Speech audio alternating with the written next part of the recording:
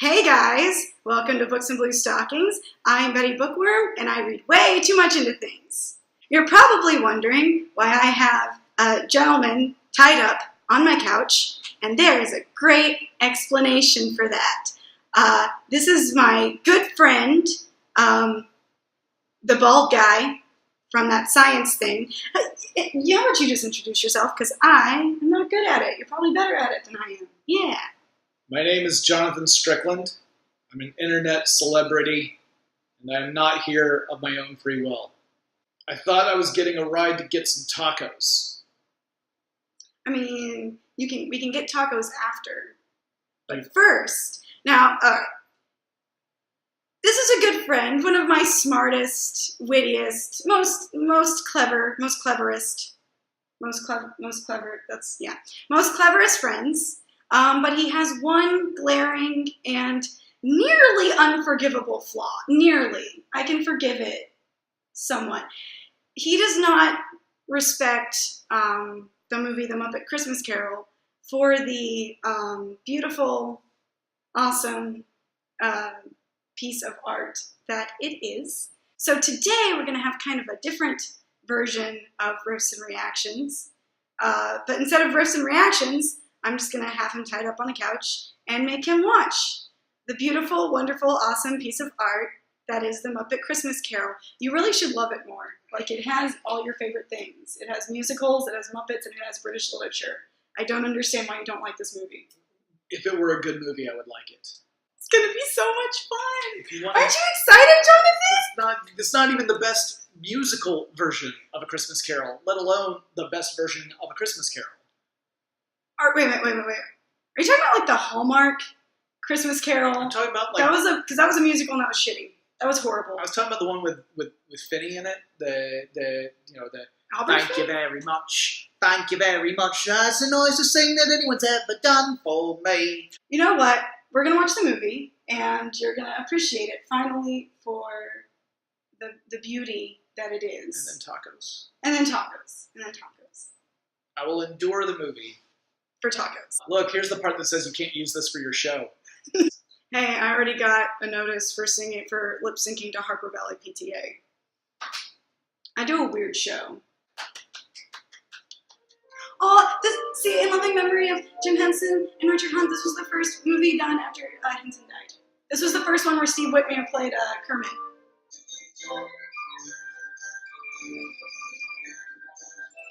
Fake Dickensian London is the best thing about this movie. I would like to know that cabbage's journey, the one that got stolen. Coleslaw. It's like looking into a mirror. One of us is Gonzo and one of us is Rizzo. But which one is which? Which is which? I mean, you have the degree in British literature, so I guess you could be Dickens. I'm cute And as. I like food, so I'll be Rizzo. See, that's why I'm happy that the narrator is in the story, because it helps the younger viewers actually know actual lines from the original literature. The classic line from Charles Dickens' Christmas Carol, "The Marleys were dead to begin with." Okay, they had to get the two old cranky men in there, and They could have been the ones collecting the charity. That would have made way more sense. then who would have been Marley? Anyone else? Who could? It's Michael Caine! Michael Caine was my very first Scrooge. Michael Caine. It's also not a good There's song. nothing in nature that freezes your heart like he's being alone. It paints you with indifference like a lady paints with rouge. The worst and most hated and cursed is the one that they call Strickland. Here's where the movie does that wonderful narrative device where you tell rather than show. That is one part that bothered me. Really, because that's one of the gags that I actually thought was funny. It never actually really cleaned the window. So the gag is, of course, that Gonzo picks up Rizzo and then cleans the window with Rizzo, which I thought was actually a pretty funny gag when I first saw it. It's funny, but it doesn't actually clean the window. It was at that part that I had hope it was film, and then very slowly had all that hope drained from me. I'm the stone that you can't squeeze blood from, Jonathan. You're not going to make me hate this movie. I have time. So lines that they don't include that are amazing. things where he says, "You keep Christmas in your own way, and I'll keep it in mine." The proper response is, "But you don't keep it." And then Scrooge says, "Then let me leave it then," which is a brilliant line that they cut from this version. There's been a lot of versions that they cut that from. Yes, they're all wrong. You know what version they don't cut it from? What? Thank you very much. Ah! Thank you very much. That's the nicest thing that anyone's ever done. How is that a good line? That's like Taylor Swift level of lyricism. So that song comes after the hoi polloi have found out that Scrooge is dead. So they're singing thank you to the fact that he's dead.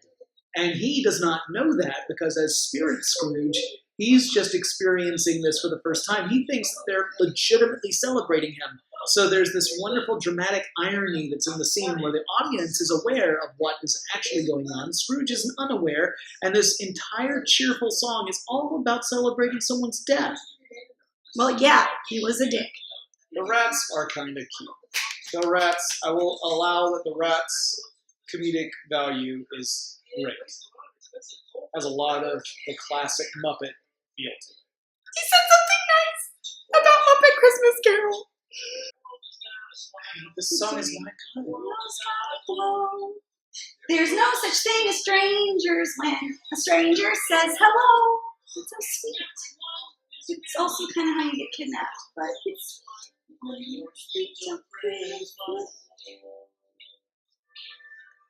I love Gonzo. Gonzo's great. He's a fantastic Muppet. And in fact, Gonzo's one of the strongest parts of this film. He said something nice. I think that's 2 now. Nope, 3. That's 3 nice things he said. That freaked me the hell out when I was a kid, dude. No, I don't find Statler or Waldorf particularly scary. It is a good effect with the door bulging outward. That is good. He has said 4 good things about this movie. This is a funny gag. This is a funny running gag that they have with the jet. Trying to get into the house, it's funny. I'm glad you're here to explain to me what comedy is. My life has been so bereft of joy until this moment. Do you need somebody to scratch your nose? Yes. No, higher up. Okay, now you're just messing. I'm going to call you that all the time. I'm going to say hoity-toity Mr. Godlike Smarty Pants to you all the time now because I feel like it is fitting. It is fitting. It is fitting. It's on my business cards.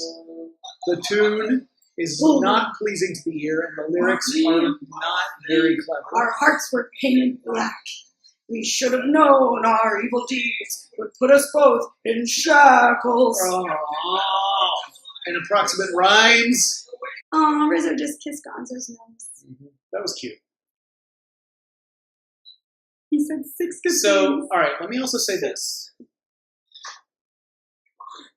I actually kind of like the puppet design for these Spirits of Christmas because they did not rely upon established Muppet characters to play those roles, and I felt that the story benefited from that because they needed to not be comedic foils the way everybody else in the film. Scene, one of my favorite scenes, when he jumps off the rail. And then he slips right through, and then Gonzo is the one pointing out to Rizzo that he's an idiot. It's a nice introduction for kids to slapstick humor. So I would like that joke more if they had not already established Gonzo as being the really dumb one. So it was weird to have that switch. It's as if you were to take Abbott and Costello, and suddenly Costello becomes the smart one. It's weird. I am going to counter that point. They never establish him as dumb. They establish him as intelligent, but naive. They establish Rizzo as the street smart one, but technically dumb. Here comes a good in-joke for the adults. They have like these meta in-jokes for the adults that aren't sexual, and that's nice. I mean, DreamWorks doesn't do that shit. DreamWorks, all their little in-jokes for the adults are always dirty and bullshit. These are just,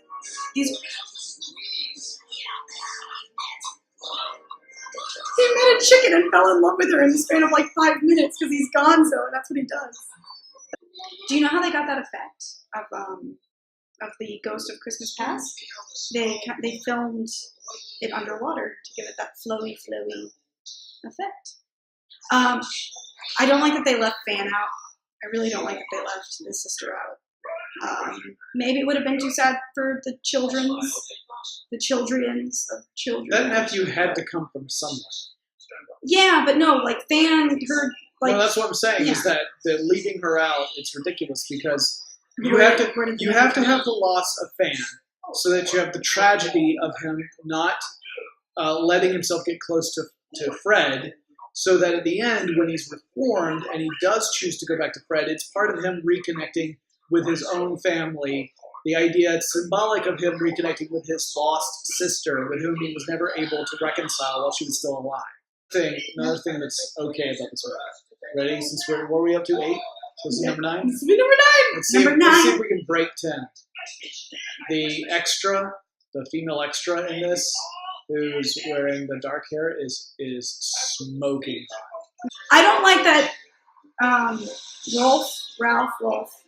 I don't like that he didn't have any lines in this movie. They didn't want to because Ralph was a character that Jim Henson had created before even Kermit, and his voice was so deeply connected to Jim Henson that for a while they had considered not having Ralph ever speak again because his voice had been so tightly intertwined with Jim Henson. So there was a real reluctance to actually have Ralph speak again.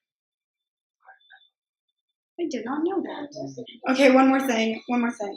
Belle she's a wonderful singer, but she is not a good actress. She keeps smiling the entire time. I don't know, like, whenever I've broken up with somebody, I'm not smiling the entire time singing. Like, I'm leaving! That's how I've done all of my breakups. Your breakups? Yeah, all of them. That's really mean, Jonathan. It's super duper mean. They're singing the song! I might start crying.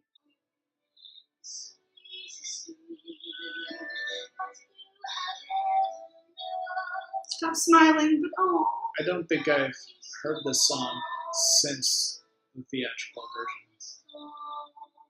Which is really a pity because out of all the songs in this movie, this one, after the Spirit of Christmas Present, comes close to being a good one.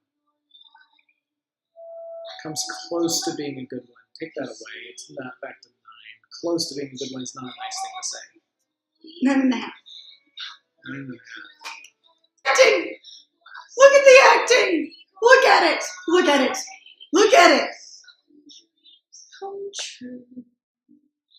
Yes, some dreams fall through. Oh, look at the acting! Look at the acting! How you holding up, buddy? Oh, that's great. How you holding up, good old buddy, old pal, friend of mine?